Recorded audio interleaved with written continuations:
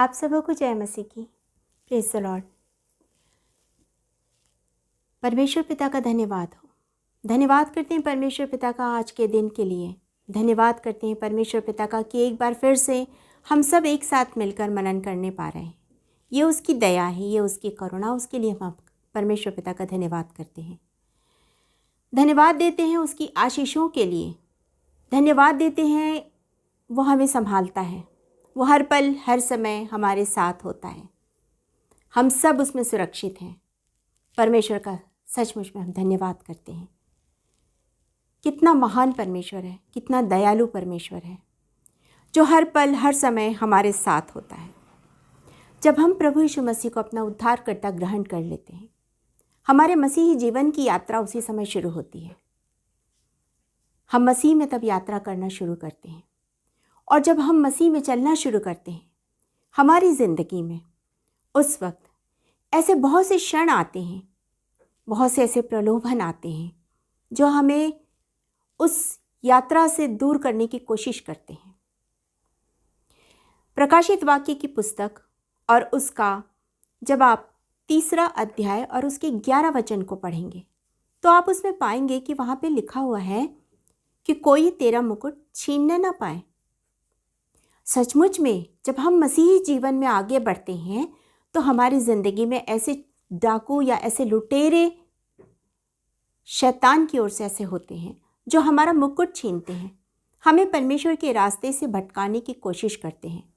बहुत से ऐसे पाप होते हैं जिसके कारण हम लगातार दुख में या पीड़ा में पड़े होते हैं, और हमें उस वक्त ऐसा लगता है कि हम इस पीड़ा का अकेले समाधान करने जा रहे हैं। पर हम ये नहीं सोचते हैं कि हमारे साथ जब हम मसीही जीवन में उसके पथ पर आगे बढ़ते हैं, हमारे साथ हमेशा प्रभु यीशु मसीह होता है। इस बात की ओर हम ध्यान नहीं देते हैं। बहुत सी ऐसी समस्याएं आती हैं ज़िंदगी में जो हमें निराशा की ओर लेके जाती हैं। हमारे जीवन में निराशा आ जाती है जो हमें हमारे मार्ग से भटकाती है। हमारे जीवन में ऐसी निराशाएं आ जाती हैं, ऐसी समस्याएं आ जाती हैं, ऐसी परेशानियां आ जाती हैं, और हमें कोई मार्ग नहीं सोचता है। हम चारों ओर अपनी दृष्टि करते हैं सहायता के लिए, लेकिन जहाँ हमें दृष्टि करना है हम वहाँ कभी कभी दृष्टि करना भूल जाते हैं। आज हम इसी बात पर मनन करेंगे कि जब हमारे जीवन में पाप रूपी समस्या आ जाती है, प्रलोभन आ जाते हैं, सांसारिक आकर्षण आ जाते हैं, ऐसी परेशानियां आ जाती हैं, बाधाएं आती हैं जो हमें हमारे मसीही जीवन से डिगाने की कोशिश करती है, जो हमारे विवेक को छूने की कोशिश करती है, जो हमारे अंदर पवित्र आत्मा की जलती हुई आग को बुझाने की कोशिश करती। ऐसे समय में हमें किस ओर देखना है, किस ओर ताकना है, हमें मदद कहाँ से मिलेगी? इससे पहले कि हम वचन में जाएं, हम अपनी आँखों को बंद करेंगे और कुछ समय प्रार्थना में बिताएंगे। धन्यवाद करते हैं पिता परमेश्वर, राजाओं के राजा, आपकी दया करुणा के लिए, इस समय के लिए। पिता परमेश्वर, इस समय जितने भी लोग सुन रहे हैं, हर एक को पवित्र आत्मा की सामर्थ्य से भर दीजिए। पिता, मैं अपने आप को शून्य करती हूँ, आत्मा की सामर्थ्य से भरकर मेरा उपयोग कीजिए। एक एक शब्द आपकी ओर से हो, एक भी शब्द मेरी ओर से ना हो। धन्यवाद के साथ ही प्रार्थना उद्धारकर्ता प्यारे यीशु मसीह के नाम से मांगते हैं, सुनिए, ग्रहण कीजिए, आमीन। आप मेरे साथ निकाल लीजिए भजन संहिता और उसका 121 अध्याय, पहले वचन से 8 वचन तक हम आज मनन करेंगे।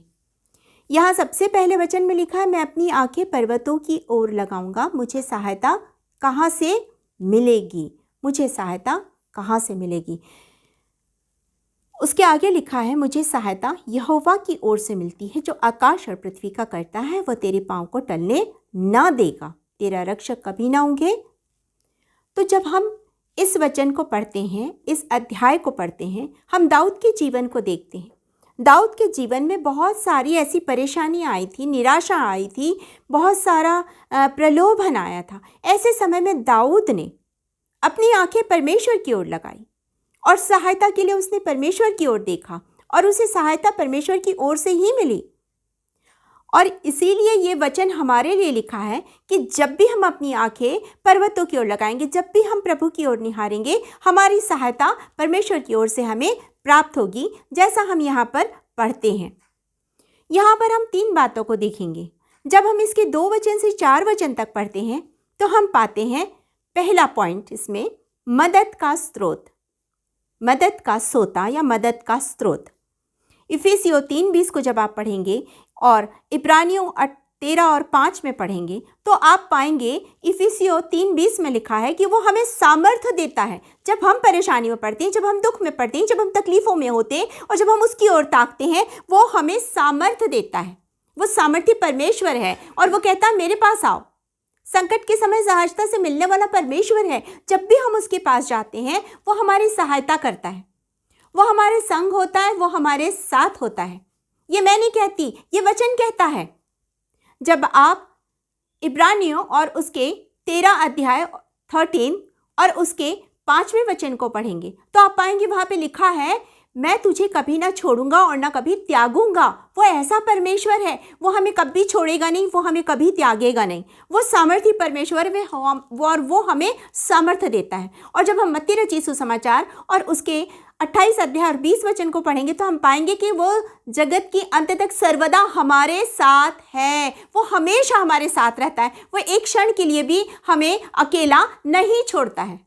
वो हमेशा हमारी सहायता करने के लिए खड़ा है क्योंकि वो हमारे मदद का स्रोत है। जब भी हम अपनी आंखें पर्वतों की ओर लगाएंगे हमें सहायता वहीं से मिलेगी क्योंकि हमारा परमेश्वर सहायता करने वाला परमेश्वर है। वो हर पल हर समय हमारे साथ होता है। वो हमें एक क्षण के लिए भी अकेला नहीं छोड़ता है।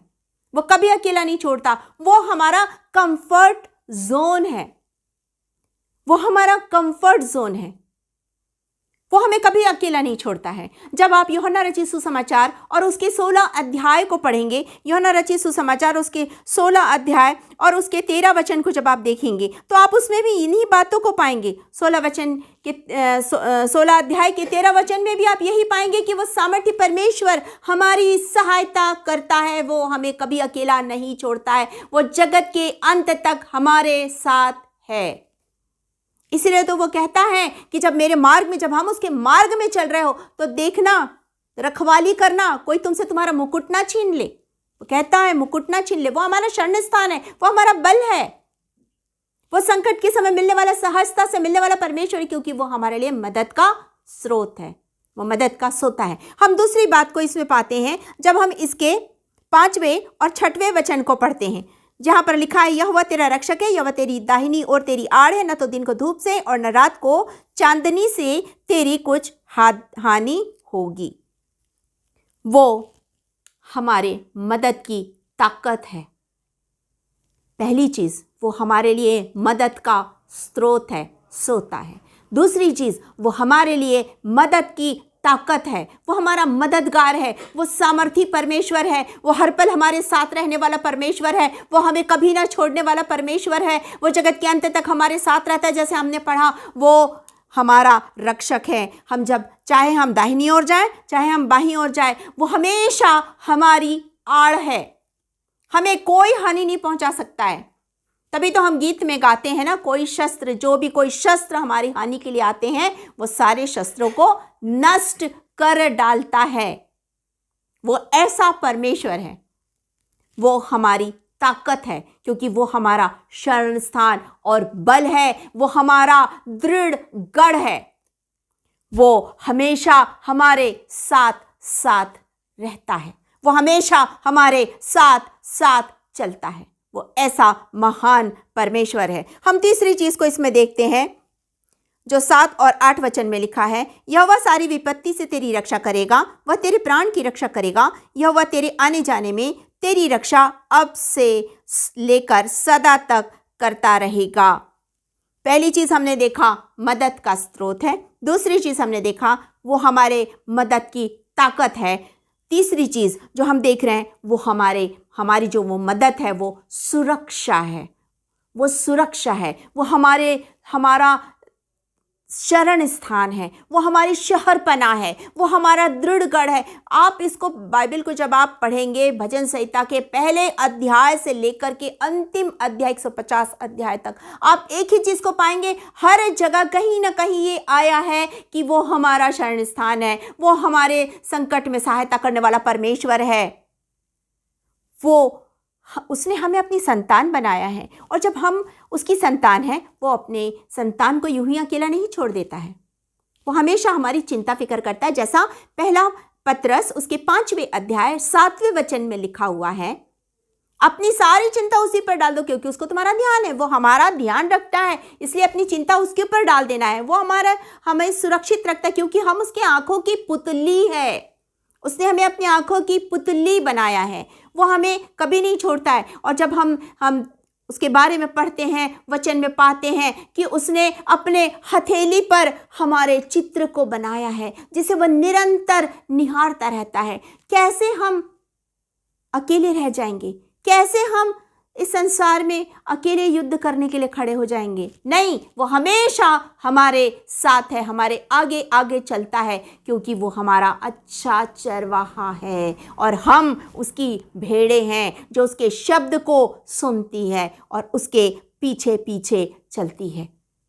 शत्रुओं के सामने भी वो हमारे लिए खड़ा हो जाता है। जब आप पहला पत्रस 5वां अध्याय उसके 8वें वचन को पढ़ेंगे तो भी आप इसी चीज को पाएंगे, वो हमें सामर्थ देने वाला परमेश्वर है। जब भी शत्रु फाड़ खाने के लिए आता है, वो हमारे सहायता के लिए हमारे पास खड़ा होता है, वो हमेशा हमारे संग होता है और हमारी सहायता करता है। वो कहता है, यहोवा तेरे आने जाने में तेरी रक्षा अब से लेकर सदा तक करता रहेगा। वो हमारे आने जाने में हमारी रक्षा सदा तक करता रहेगा। वो इतना महान परमेश्वर है। पहला कुरिन्थी और उसके 10वें अध्याय और 13 वचन में भी हम इन्हीं बातों को पाते हैं कि किस तरह हमारा परमेश्वर हमारी सहायता करता है, किस तरह हमारा परमेश्वर जब हम उसकी ओर देखते हैं वो हमारे साथ होता है। और उसने हमसे एक बहुत बड़ा वादा किया है। जब आप यूहन्ना रचित सुसमाचार और उसके 14 चैप्टर को पढ़ेंगे, जॉन 14 चैप्टर और वर्ष 1 से लेकर 3 तक, पहले वचन से 3 वचन तक, तो हम पाते हैं कि वो कहता है, व्याकुल ना हो तुम्हारा मन, क्योंकि मेरे पिता के घर में रहने के लिए बहुत सारे स्थान हैं, नहीं होते तो भी मैं क्या करता, तुम्हारे लिए जगह तैयार करता। वो आज भी हमारे लिए जगह तैयार कर रहा है और जब हमारी जगह तैयार हो जाएगी वो हमें आके ले जाएगा। वो हमें कभी भी अकेला नहीं छोड़ेगा, क्योंकि उसने हमसे वादा किया है कि वो जगत के अंत तक हमारे साथ है। उसने हमसे वादा किया है कि जब हमारे लिए घर तैयार हो जाएगा वो हमें ले जाएगा, क्योंकि वो हमारा उद्धारकर्ता परमेश्वर है। उसने वादा किया था हमें छुटकारा देने का और ये वादा पूरा हुआ। परमेश्वर ने अपने बेटे को हमें छुटकारा देने के लिए, पापों से छुटकारे के लिए भेजा। परमेश्वर ने अपने बेटे को हमारे बीमारियों से छुटकारे के लिए भेजा कि उसके कोड़े खाने से हमने चंगाई को पा लिया। परमेश्वर ने हमारे लिए अपने बेटे को भेजा कि उसके कांटों के ताज को पहनने से हमने जीवन का मुकुट पा लिया। ये परमेश्वर की दया है, ये उसकी करुणा है जो उसने हम पर की है। इसीलिए तो वो कहता है, जब भी तुम्हें किसी चीज की जरूरत हो, मेरी ओर ताको, मेरी ओर देखो, मेरी ओर दृष्टि करो। मैं तुम्हारी जरूरत को पूरा करने वाला परमेश्वर हूं। मैं तुम्हारी जरूरत को पूरा करने वाला तुम्हारा पिता हूं। मैं तुम्हारी जरूरत को पूरा करने वाला सृष्टिकर्ता परमेश्वर हूं। मेरी ओर ताको। हमें उसकी ओर ताकना है, यहां वहां नहीं ताकना मदद के लिए, उसकी ओर ताकना है। मैं अपनी आंखें पर्वतों की ओर लगाऊंगा, मुझे सहायता वहीं से मिलेगी। हमें अपनी सहायता के लिए उसकी ओर देखना है, किसी और की ओर नहीं देखना है। वायरस आ रहे हैं, कई वायरस आ रहे हैं। जब भी हम इन वायरस के बारे में सुनते हैं, कांपते हैं, लोग डरते हैं, कांपते हैं, लेकिन हमें परमेश्वर पर विश्वास रखना है। यदि हम इस संसार में हैं तो भी परमेश्वर की रक्षित हाथों में है, लेकिन जिस दिन हम इस संसार को छोड़ेंगे, हम परमेश्वर के पास ही जाएंगे, अपने घर में जहां मेरा परमेश्वर है, जहां मेरा परमेश्वर यहोवा है, जहां मेरा प्रभु है, जहां पवित्र आत्मा की सामर्थ है, वहां हम जाएंगे। उसने हमारी सहायता के लिए ही तो पवित्र आत्मा को भेजा है। हम यूहन्ना रचित सुसमाचार में इसी को पढ़ते हैं। 16 अध्याय के 13 वचन में हम यही बातों को पढ़ते हैं कि वो हमारी सहायता के लिए पवित्र आत्मा को भेजता है। वो हमारा सहायक है, वो हमें अकेला नहीं छोड़ता है। हम अपनी आंखें पर्वतों की ओर लगाएं, सहायता वहीं से मिलेगी और कहीं से नहीं मिलेगी। सिर्फ परमेश्वर, एकमात्र परमेश्वर, उद्धारकर्ता परमेश्वर, उसके अलावा और कोई नहीं। सिर्फ वही सहायता करेगा, वही ज़रूरतों को पूरा करेगा, वही रक्षित हाथों में रखेगा, वही घर तैयार करेगा और वही आके हमें अपने घर में लेके जाएगा। क्या आप तैयार हैं? चलिए हम प्रार्थना करते हैं और परमेश्वर से सहायता मांगे, संसार को बचाने के लिए सहायता मांगे, बीमारों के लिए सहायता मांगे, कोरोना वायरस को हटाने के लिए। आंखों को बंद करेंगे। Thank you Jesus. धन्यवाद करते हैं राजा, धन्यवाद करते हुए एक बार फिर से हम आपके चरणों के निकट आते हैं। धन्यवाद देते हैं आपने हमारी रक्षा की, अगुवाई की, ये नया वर्ष हमारी ज़िंदगी में जोड़ा पिता। हम आपका धन्यवाद करते हैं, धन्यवाद देते हैं आज के दिन समय के लिए, आज के वचन के लिए। हम प्रार्थना करते हैं पिता परमेश्वर, हम इसी वचन को क्लेम करते हैं और प्रार्थना करते हैं राजा कि आप इस संसार से इस वायरस को जाने की आज्ञा दीजिए। हम इसी वचन को क्लेम करते हुए प्रार्थना करते हैं कि सारे बीमार यीशु नासरी के नाम से चंगाई को पाले। हम प्रार्थना करते हैं हर एक जन आपके रक्षित हाथों में रहे। इस समय जितने भी परेशान हैं, दुखी हैं, लाचार हैं, शोकित हैं, हर एक को शांति दीजिए, परेशानियों को दूर कीजिए, उनकी समस्याओं को दूर कीजिए, उनकी ज़रूरतों को पूरा कीजिए पिता। राजाओं के राजा, हम सबों के साथ आप हमेशा रहने वाले परमेश्वर, आज हम एक एक जन को आपके सामर्थ्य हाथों में सौंपते हैं और आपका धन्यवाद धन्यवाद धन्यवाद करते हैं पिता। धन्यवाद देते हैं आपकी इस दया, इस करुणा के लिए, आज के वचन के लिए। एक बार फिर से सारी आदर महिमा आपको देते हैं और धन्यवाद के साथ इस प्रार्थना को उद्धारकर्ता प्यारे यीशु मसीह के नाम से हम मांगते हैं। सुनिए और ग्रहण कीजिए। आमीन। आप सबको एक बार फिर से जय मसीह की। Praise the Lord.